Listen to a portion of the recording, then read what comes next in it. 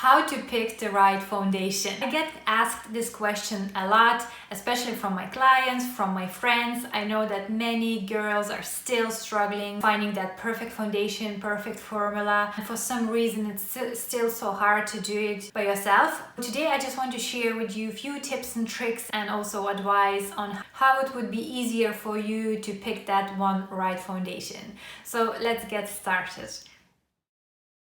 So first thing, before you go and get that perfect color, what you need to determine is what is your skin undertone.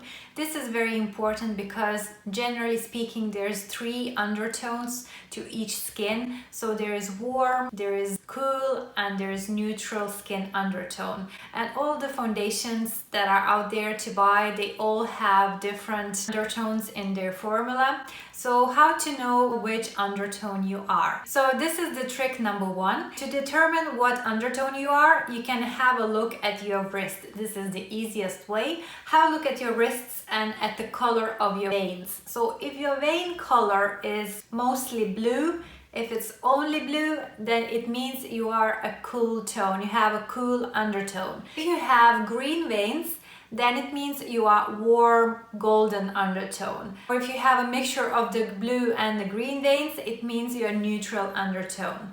So this is the easiest way to determine quickly which undertone you are. Another way to do it as well is just remember if you are burning out in the sun. If you have white, pale skin and you burn so easily in the sun, it means you have a cool undertone to your skin. If you're someone who goes out there in the sun and gets that nice golden tan, barely ever gets red from the sun, then it means you are the golden or warm undertone. And if you're someone who get a tan and get a bit of a redness, or you get burnt a little bit and get tan afterwards, it means that you are neutral. So now I want to show you a few of foundation swatches. This first one here is cool tone. You can see loads of pink dominating in this foundation. This middle one here obviously is golden and warm. There's lots of yellow in it. And this last one is a neutral color. So it's kind of not too pink, but not too golden or yellow either. If you're someone who has cool undertone and you're very pale and you never tan in the sun, and you would to apply this middle golden shade, it would look so yellow on you. In contrast, if you're someone with the golden undertone, with the warm yellow undertone, if you apply pink cool undertone foundation, you would look so washed out. You would see loads of pink on your skin. So how to get the neutral undertone? You can get the neutral undertone by mixing the 2 middle ones here. So you just mix the first and the second, and then you have your neutral. So before we go any deeper into choosing your correct foundation, let's just recap on your undertones. So first undertone is cool, also known as pink. So it's someone who has blue veins or easily burns in the sun. Second undertone is warm yellow, sometimes known as golden. So this person would have green veins and would easily get a tan in the sun. And then lastly, neutral undertone is someone who has a mixture of green and blue veins and might burn in the sun but then get a tan. So these are 3, generally speaking, undertones. So once you figure out which one you are, now we can move on and dig deeper, choosing that right foundation. When it comes to foundations, nearly all of them would have some sort of names or indications what they are suitable for. So say if you pick a foundation and it says warm sand or cool linen, they have all these kind of keywords in the names, so always have a look at the name. Sometimes brands would mark their foundations with the little letters. An example, on the Estee Lauder foundations, they have little letters there. So 1C1, it means the C goes for cool undertone, also known as pink. This one here has W, it means warm, warm golden yellow. And then they do have a letter N on the other one, which means neutral. So keep in mind when choosing the colors to choose the right coded color for you. So always look for these little letters or keywords. The only exception is MAC. They have it completely different. So say if you see NC25, you would think it's C for cool tone, but it's actually warm. They have it completely switched. So if you see NC on MAC, it means it's yellow warm undertone, and if you see NW, it means it's pink cool undertone. And I don't know why they did that, they just did. Okay, so now you know what undertone you are, you know the keywords to look for. But another thing you have to keep in mind when buying a foundation, what skin type you are. So there's, generally speaking, 4 skin types. So there's dry, there is normal, there is combination, and there is oily. If you ever been to a makeup artist chair, you've probably been asked, how is your skin? Is it oily? Is it dry? Is it combination?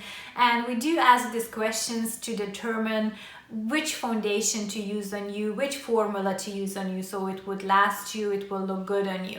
So it's important to know which skin type you are as well. So if you're someone who has dry skin, you don't want to choose anything too matte, too drying and too cakey. On the opposite side, if you're oily, you don't want to go too dewy because the natural oils on your skin kind of comes through throughout the day anyways. So how to know which foundation is which? Again, look out for these keywords. Normally foundations would have long lasting, long wearing, matte, little wordings on their foundations. So this type of foundation would last best on someone on combination to oily skins. Or if the foundation says it's dewy, lightweight, means it's more for normal to dry skin types. Obviously, if you are combination, always go for more maybe long lasting, long wearing, maybe more on the matte side, or you can extend the life of your dewy foundation with some primers. It depends on the level of oiliness. I will cover primers in my next video, but for now, let's stick with foundations. So now that you know your skin type and your skin undertone, you're ready to choose that foundation, but the next step is the color, the actual color of foundation.